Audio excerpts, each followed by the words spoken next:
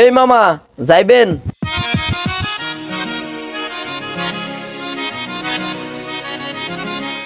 হ মামা যাইমু তো। আপনি কই যাইবেন? হায়দার মিয়ার হাটের বাজারে শেষ মাথায় যাইবেন? যামু তো। আপনি আমার রিক্সায় উঠতে পারেন। কত টাকা ভাড়া ওইখান পর্যন্ত? আপনি দিয়েন মামা, সমস্যা নেই। না আগে কত? আর রিক্সাওয়ালারা এমনি একটু জামিলার টাইপের। সমস্যা নেই, আপনি যা দেন। না তাই তুই বল তোর কত টাকা দিতে হইব? আচ্ছা মামা 50 টাকা দিয়েন। আমি কারো কাছে উল্টা পাল্টা ভাড়া চাই না, যেটা ন্যায্য ভাড়া সেটাই চাই। আচ্ছা তাহলে চল।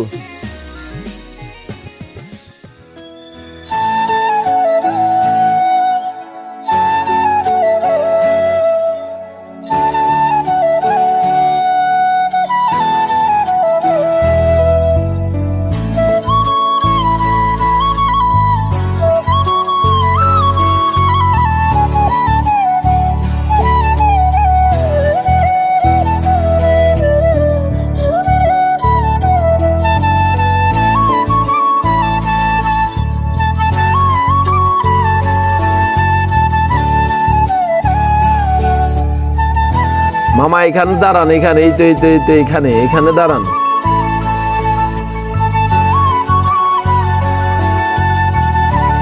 মামা এই নাও তোমার টাকা। মামা এটা কি দিছেন? কেন? টাকাই তো দিছি, তোমার সাথে যা কথা হয়েছে 50 টাকা তাই তো দিছি। না মামা, আপনি বলছিলেন বাজারের শেষ মাথায়। তাই তো বলছি। কিন্তু মামা বাজারের থেকে এখানে তো 1 কিলোমিটার দূরে। এখানে 50 টাকা ভাড়া দিলে হবে না মামা? কি 50 টাকা হবে না? বাজার থেকে এখানে কত দূর? বেশি কাঁচাল কইরো না। আমি বলছি না তোমরা রিক্সাওয়ালারা একটু বেশি কাঁচাল করো।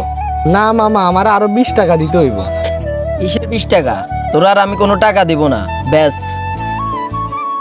মামা রিক্সাওয়ালাকে হক খাইতে পারবেন না। রিক্সাওয়ালাকে হক খাইলে আল্লাহর গজব পড়বো। কি বলছ তুই?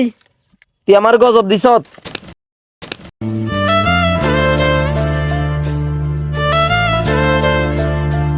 তোর এত বড় স্পট যা, তুই আমার গজব দেস? তোর গায়ে ভাঙিয়ে নাও।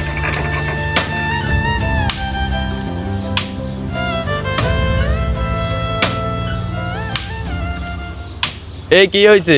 আপনি ওর গায়ে ভাঙচুর করতেছেন কেন?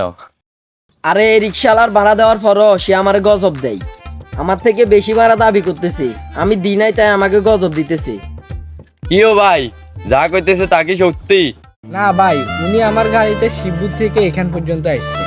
উনি আসার সময় আমারে বলছিল বাজারের শেষ মাথায় নামবে, কিন্তু উনি এইখান পর্যন্ত আসছে। এখন ভাই আপনি বলেন, আমি ওনার কাছ থেকে বাজার থেকে এখান পর্যন্ত কত টাকা পাই? আসলে তো বাজার থেকে এখান পর্যন্ত ভাড়া আরো 20 টাকা। কিও ভাই, আপনি ওর ন্যায্য ভাড়া দেন নাই কেন? আপনি তো দেখি আরো বেশি বুজুর্গ লোক। আপনার দয়া মায়া থাকলে আপনি টাকা দিন, যত সব ফালতু লোক। আরে ভাই, এগুলো হলো টাকার গরম।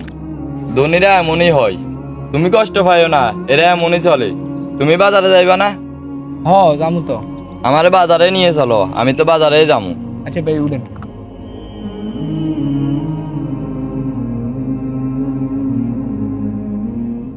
রিক্সাওয়ালা বা দিন মজুরিদের সাথে ভালো ব্যবহার করুন, কারণ আপনার খারাপ আচরণের ফলে তারা অনেক কষ্ট পেতে পারে।